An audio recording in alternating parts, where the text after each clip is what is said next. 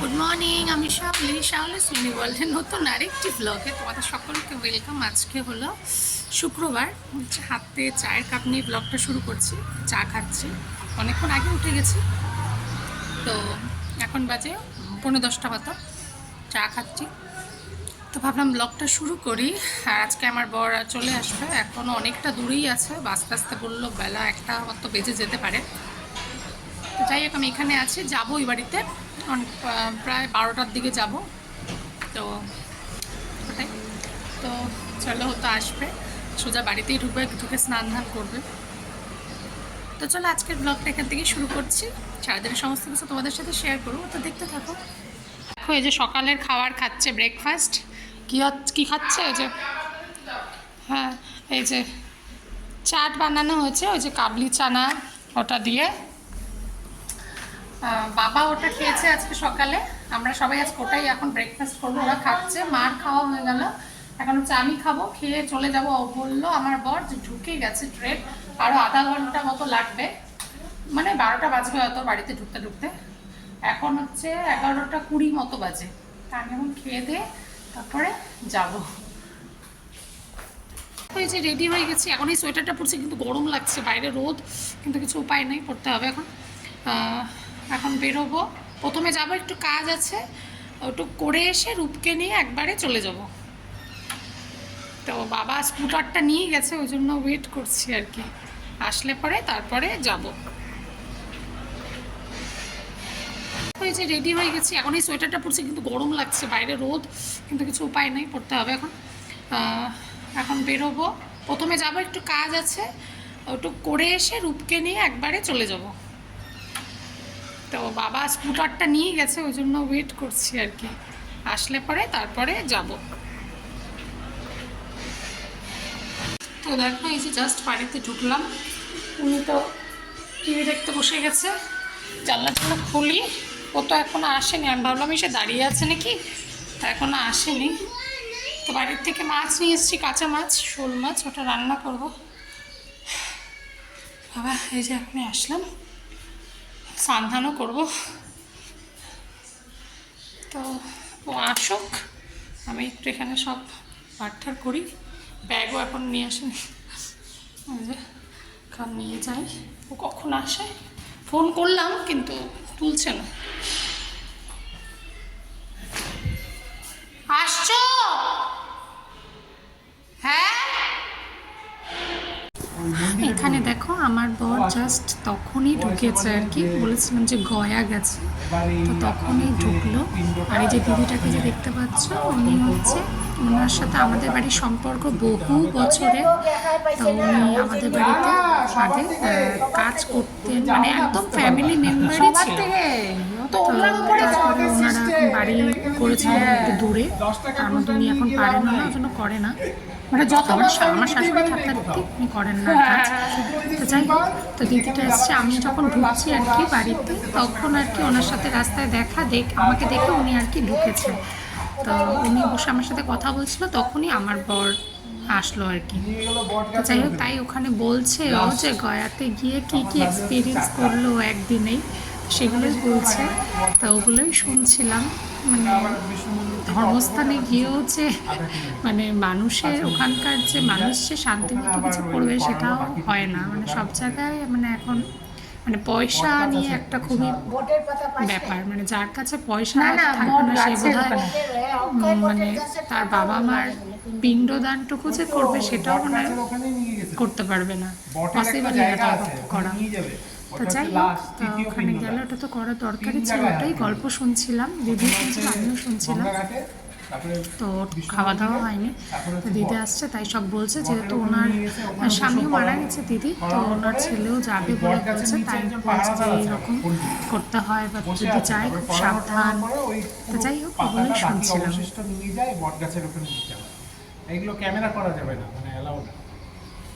তারপরে ওখানে যাই দিলাম, প্রণাম করলাম, দেখি মাথায় হাত দিয়ে উঠে আসলাম, তাহলে পিণ্ডদান সফল হলো আপনাদের। এবার কিছু দেন সমস্ত কাজ।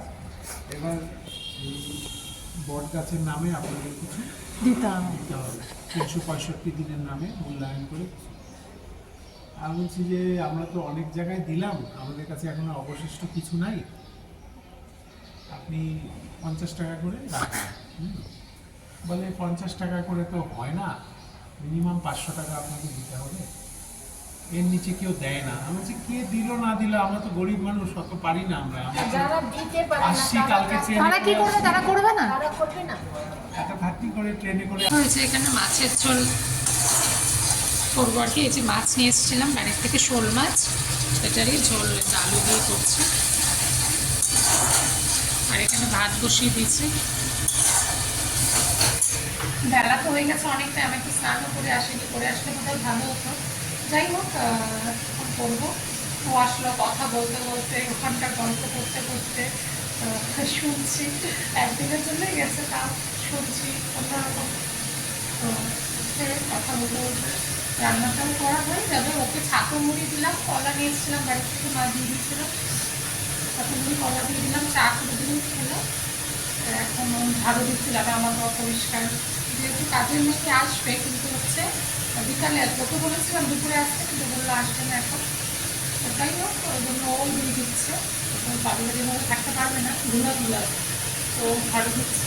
কিছু একটু পেটে পড়ছে, সারাদিন তো কিছু খাইনি না, এখনই খেলাম। তো যাই হোক, জামাটা হয়ে গেলে পরে হয়ে যাবে।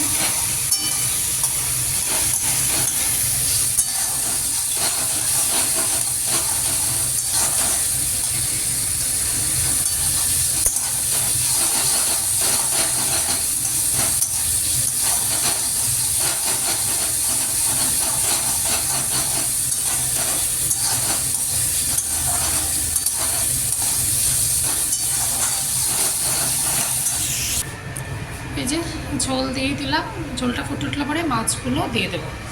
দেখি, ভাবছি একটু বেগুনও ভাজবো, বেগুনটা অনেকদিন রান্না আছে। দেখি। তো দেখো, এই যে বললাম বেগুন ভেজেই নিয়েছি। এই যে মাছের ঝোল দিয়ে ওনাকে এখন খাওয়াবো। উনি ড্রয়িং করছে, এই যে টিভি দেখে দেখে। আজকে আবার কি বানাবে এখন জানি না। আচ্ছা, ভালো করে বসো।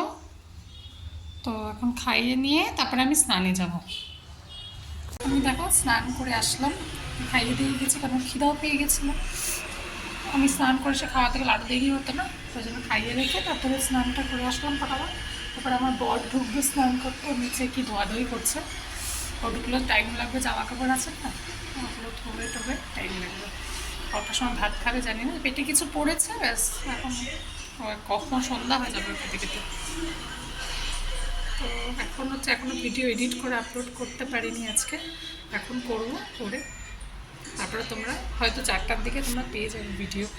তো চলো কাজটা করে নিই। তো এখন সন্ধ্যা হয়ে গেছে, খাচ্ছি একটু মুড়ি। আর ওকে বলতে হরলিক্স দিলাম, দুধ ছাড়া, যেটা গরম জল দিয়ে। হরলিক্স খাচ্ছে, বিস্কুট দিয়ে, আমি একটু মুড়ি খাই। তারপরে ও বাথরুমে, আমি জামা কাপড় কটা ভিজিয়ে রেখেছি, আমি ধোবো, ও আবার গেছে ধুতে। বললাম ধুতে না, আর গেছে ধুতে। এবার চা করে দেবো ওকে।